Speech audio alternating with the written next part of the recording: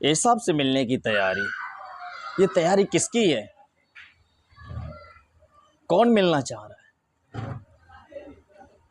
Heading में यहाँ पे लिखा हुआ है एसाव से मिलने की तैयारी। क्यों तैयारी है? किससे तैयारी है ये? और कौन मिलने आ रहा है एसाव से? कौन मिलेगा एसाव से? यदि हम नीचे देखेंगे तब याकूब ने सेईर देश में 32:3 में देखते हैं। तब याकूब ने सेईर देश में अर्थात एदोम देश में अपने भाई एसाव के पास अपने आगे दूत भेज दिए। जब याकूब अपने मामा के घर से, अपने मामा लावान के घर से जब रिटर्न होकर अपने जन्मभूमि को लौट रहा था, अपने घर की तरफ प्रस्थान कर रहा था, अपने बच्चों को साथ लिए हुए, अपनी बीवी को साथ लिए हुए, उसका पूरा परिवार उसके साथ था, उसकी फैमिली उसके साथ थी, और वो अपने माँ बाप के घर पर, अपने भाई के पास, अपने माँ बाप के पास वो अपनी जन्मभूमि को लौट रहा था। और पहले की जो स्टोरी है हम उस पर चर्चा नहीं कर रहे हैं। हम चर्चा जो अभी इस वक्त हमने देखा कि एसाव से मिलने की तैयारी।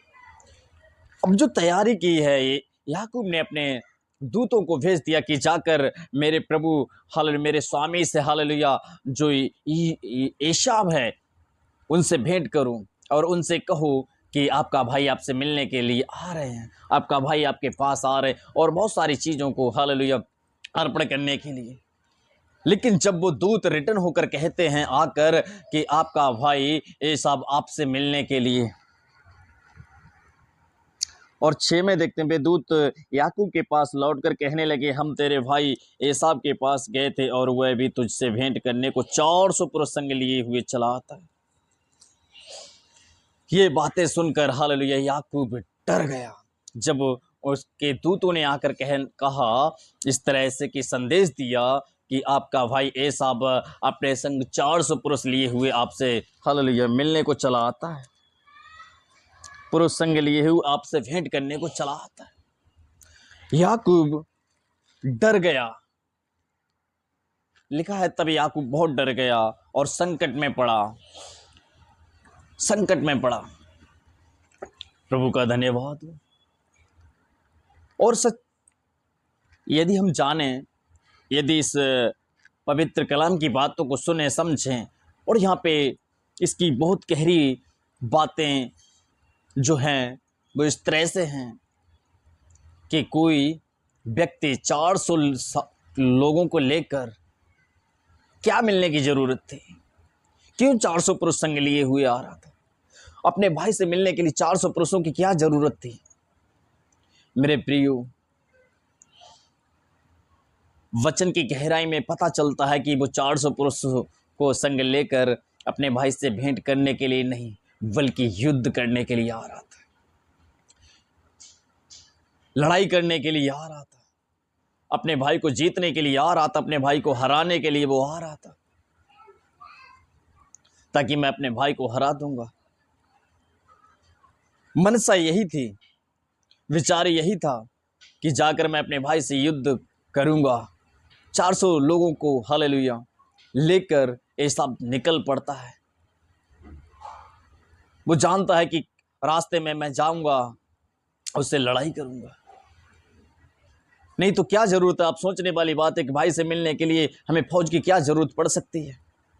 अपने किसी कुटुंबी से मिलने के लिए हमें फौज की क्या जरूरत पड़ सकती है? क्या इतनी भीड़ की आवश्यकता हो सकती है? इतनी भीड़ का क्या मतलब हो सकता है? आप सोच सकते हैं, समझ सकते हैं कि 400 व्यक्तियों को साथ में लेके चलना, इसका कारण क्या हो सकता है? इसका महत्व क्या हो सकता है? अगर आप आत्मा में समझेंगे तो वो अपने भाई से मिलने के लिए नहीं बल्कि लड़ने के लिए आ रहा था। जब याकूब ने सुना कि मेरा भाई 400 व्यक्तियों को संग लिए हो, और लिखा है नीचे डर गया, संकट में पड़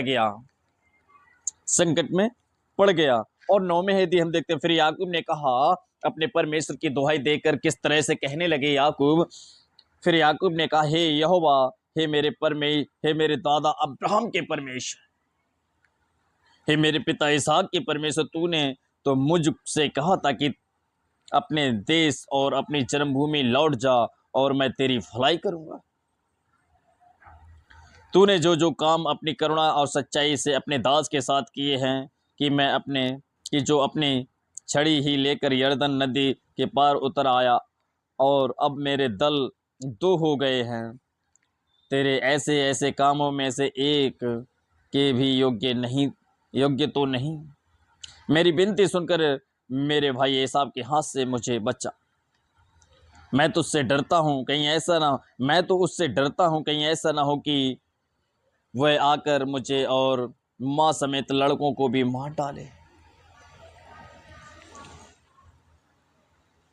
प्रभु का धन्यवाद हो। और इस तरह से हम देखते हैं याकूब बहुत डर के घबरा कर परमेश्वर से दुहाई देने लगा है। और ये रात का समय बीत गया है। जब वो याकूब प्रार्थना में जाते हैं, प्रार्थना करते हैं, गिड़गिड़ाते हैं, खुदा से बोलते हैं, खुदा मेरा भाई एसाव 400 लोगों को संग लिए हुए चला आ रहा है। और वो दुहाई किस तरह से देने लगते हैं, कहते हैं, हे मेरे दादा अब्राहम के परमेश्वर। यानी जिस जगह से खुदा ने अब्राहम को निकाला था, चुना था, वो याकूब जानता था कि मेरे दादा को कहाँ से निकाला है। मेरे दादा का परमेश्वर मित्र है। और हालेलुया, मित्र की संकट में हालेलुया सुनता है। इसलिए याकूब हालेलुया अपने दादा का नाम इस्तेमाल करते हैं, क्योंकि एक अच्छा मित्र कभी मित्र को धोखा नहीं देता है। और परमेश्वर का मित्र अब्राहम का मित्र परमेश्वर था।